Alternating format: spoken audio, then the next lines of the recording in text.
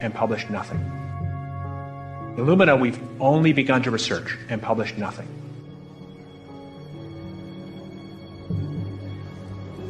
Dane looked at him and he said, so you're telling me that spraying 10 to 20 megatons of aluminum, as you said, would have no human health effects?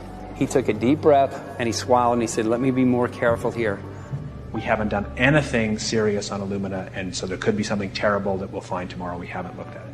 And that, for me, that was the whole main point of what is going to be coming out to the public. It's the damaging effects of aluminum that are being found around the world in massive amounts. Here's David Keith confronted on this very issue, and he looked, at that point like they just let the cat out of the bag. Mm-hmm.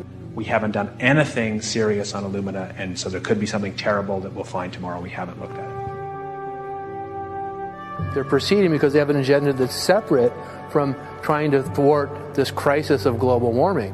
There's obviously several other objectives, whether it's depopulation, control, weapons aspects, communications aspects, all kinds of things, wild cards that we know nothing about. We don't really know, and I'm not going to attempt to speculate on exactly what the agendas are, but we can see clearly the agendas are not benefiting mankind. It's benefiting the agenda of the elite. And so I think the question is, how do you draw the line between some activity that is allowed and doesn't need global governance and activities that do require global governance? Dr. John Holdren has agreed to serve as Assistant to the President for Science and Technology and Director of the White House Office of Science and Technology Policy.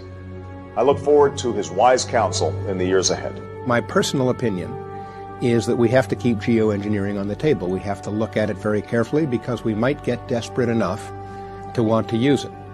So what would we do if in year 2040 or 2060 there's a severe climate crisis, say widespread famines or Greenland sliding suddenly into the ocean?